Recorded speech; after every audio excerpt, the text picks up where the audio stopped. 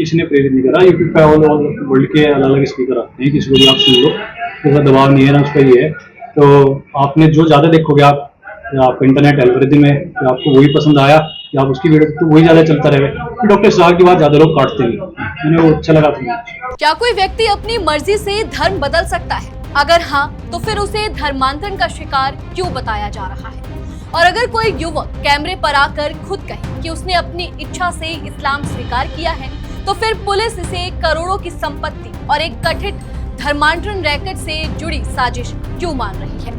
यही सवाल इस समय उत्तर प्रदेश की शामली से सामने आए एक चर्चित मामले को लेकर उठ रहे हैं। एक तरफ पुलिस और जांच एजेंसियां दावा कर रही हैं कि ये मामला सिर्फ धर्म परिवर्तन का नहीं, बल्कि सुनियोजित ब्रेन वॉशिंग और करोड़ों रुपए की संपत्ति पर कब्जे की कथित साजिश से जुड़ा हो सकता है।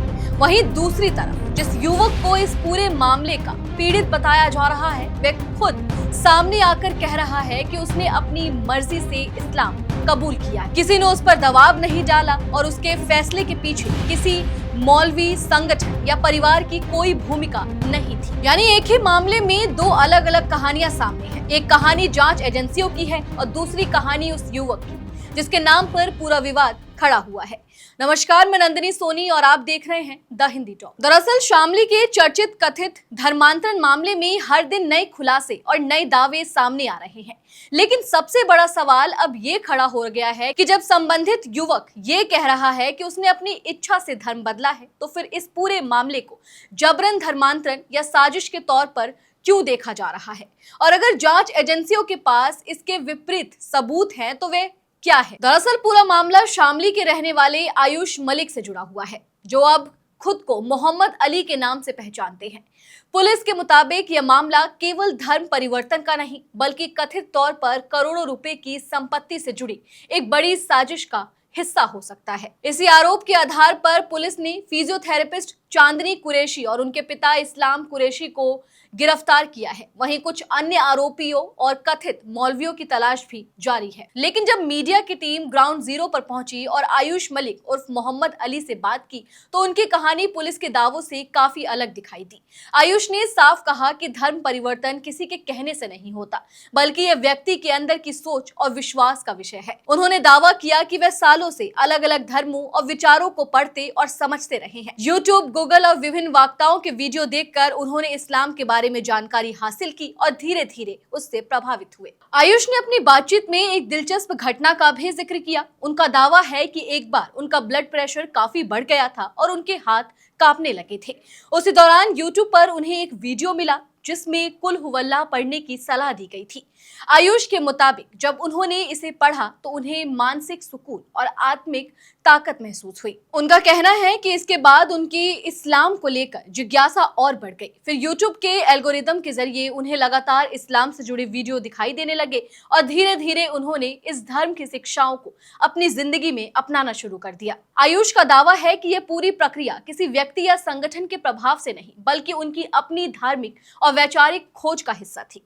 उन्होंने यह भी कहा कि उनका निकाह 4 साल पहले ही हो चुका था और यह कोई हालिया घटना नहीं है। अब यहीं से इस मामले में सबसे बड़ा विरोधाभास सामने आता है। एक तरफ आयुष कह रहे हैं कि उन्होंने अपनी मर्जी से धर्म अपनाया, अपनी पसंद से निकाह किया और किसी ने उन पर दबाव नहीं डाला। दूसरी तरफ पुलिस और जांच एजेंसियां दावा कर रही हैं कि यह केवल धार्मिक परिवर्तन का मामला नहीं, बल्कि एक सुनियोजित नेटवर्क का हिस्सा हो सकता है, जिसका उद्देश्य युवक को परिवार से अलग करना और उसकी पारिवारिक संपत्ति तक पहुंच बनाना था। पुलिस की शुरुआती जांच के अनुसार आयुष के परिवार के पास 100 करोड़ रुपए से अधिक मूल्य की संपत्तियां हैं। शामली में स्थित उनका मेडिकल कारोबार भी काफी बड़ा माना जाता है। जांच एजेंसियों का दावा है कि इसी संपत्ति को देखते हुए युवक को कथित तौर पर प्रभावित किया गया और बाद में धर्म परिवर्तन कराया गया। पुलिस यह भी आरोप लगा रही है कि इस मामले में एक कथित फर्जी निकाहनामा तैयार किया गया था। लेकिन अब इन्हीं सब चीजों को देखकर कई सवाल भी उठ रहे हैं। अगर आयुष बागिल है, अपने फैसले खुद लेने में सक्षम है और सार्वजनिक रूप से कह रहे हैं कि उन्होंने अपनी इच्छा से धर्म बदला है, तो फिर चांदनी कुरैशी और उनके पिता की गिरफ्तारी का आधार क्या है? क्या जांच एजेंसियों के पास ऐसे सबूत हैं जो युवक के बयान से अलग कहानी बताते हैं? क्या केवल परिवार की शिकायत के आधार पर मामला दर्ज हुआ है या फिर जांच में ऐसे तथ्य मिले हैं जिन्हें अभी सार्वजनिक नहीं किया गया है? कानूनी जानकारों का कहना है कि किसी भी धर्म परिवर्तन के मामले में केवल व्यक्ति का बयान ही अंतिम आधार नहीं होता। यदि जांच एजेंसियों को यह संदेह हो कि लालच, दबाव, धोखे या संगठित तरीके से किसी को प्रभावित किया गया है तो वे संबंधित कानूनों के तहत जांच कर सकती है। और यही कारण है कि पुलिस इस मामले को सिर्फ व्यक्तिगत पसंद का मामला मानने के बजाय व्यापक साजिश के एंगल से भी देख रही है। हालांकि दूसरी तरफ आयुष लगातार चांदनी कुरैशी और उनके परिवार का बचाव कर रहे हैं। उनका कहना है कि संपत्ति को लेकर लगाए जा रहे आरोप गलत है और उनके ससुराल पक्ष का इस मामले से कोई लेना देना नहीं है। उन्होंने ये भी आरोप लगाया कि उन पर दोबारा हिंदू धर्म अपनाने का दबाव बनाया जा रहा है और उनके ससुराल वालों को परेशान किया जा रहा है। यानी इस पूरे मामले में फिलहाल दो अलग अलग तस्वीरें सामने हैं। पहली तस्वीर जो पुलिस और जांच एजेंसियां पेश कर रही हैं, जिसमें एक कथित ब्रेन वॉश, संपत्ति और धर्मांतरण रैकेट की बात कही जा रही है। दूसरी तस्वीर वह है जो खुद आयुष मलिक उर्फ मोहम्मद अली पेश कर रहे हैं, जिसमें वह अपने फैसले को पूरी तरह व्यक्तिगत और स्वैच्छिक बता रहे हैं। अब सबसे बड़ा सवाल यही है कि आखिर सच किस तरफ है?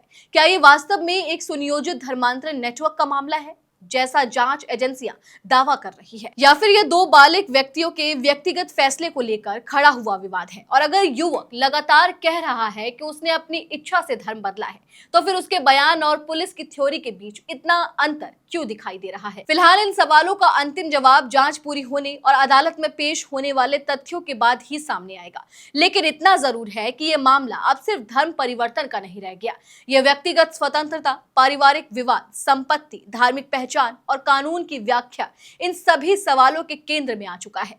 और यही वजह है कि पूरे देश की नजर अब इस मामले की जांच और आगे होने वाली कानूनी कार्रवाई पर टिकी हुई है। चलिए फिलहाल इस वीडियो में इतना ही। आप इस पूरी खबर को लेकर क्या कुछ सोचते हैं कमेंट सेक्शन में हमें अपनी राय जरूर दें। और अगर अभी तक आपने हमारे चैनल को सब्सक्राइब नहीं किया है तो तुरंत करें।